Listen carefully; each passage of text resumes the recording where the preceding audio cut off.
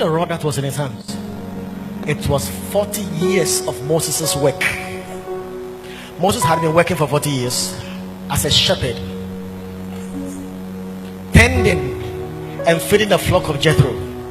The rod represented his work, all that he has done for years. That was the symbol. And God said, Moses, cast it down. The first step for anybody God can genuinely use, whether in the business field or ministry or whatever, is to learn how to cast it down. God told Moses, cast down the rod that is in your hands.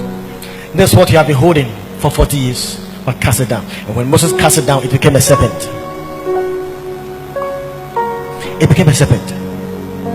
You see, in the Bible, serpents represent deception, delusive trust. When he cast the serpent, when he cast the rod down, the rod was exposed. The rod was exposed, not knowing that hidden within the rod was a serpentine, delusive nature. Beloved, all that we are doing in Thai, all the work we are doing, hidden within it is a kind of delusive trust to ensnare us. Because the world is systematized by Satan. It is his cosmos. If you don't learn how to cast it down, you will never see the cunning craftiness, the sleight of men. You will never see the wiles of darkness hidden within it. So you get into the job and you lose your fellowship with Jesus. But for you to maintain your fellowship with Jesus, and for you to keep your ministry, even in your academic life, even in your job, first God will say, cast it down to me. That's the first step. When you cast it down and lay it before Jesus, Lord, take over, then you see the delusive trust and the snare of darkness.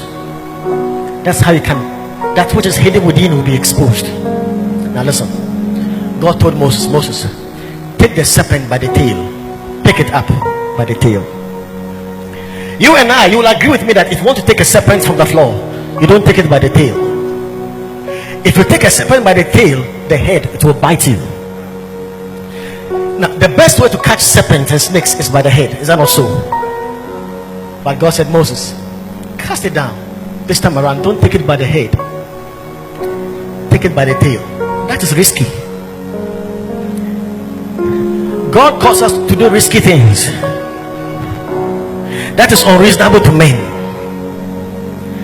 God is saying, cast it down. In effect, he's saying, now I want you to take back your academic work. I want you to take back your job, but not in the ordinary way men take it back. Not in the ordinary way men handle their job. Not in the ordinary ways men handle their academic work. I want you to do it my way. And my way may be risky, but do it anyway. From tonight, the Lord will teach us how to pick our academic life by the tail.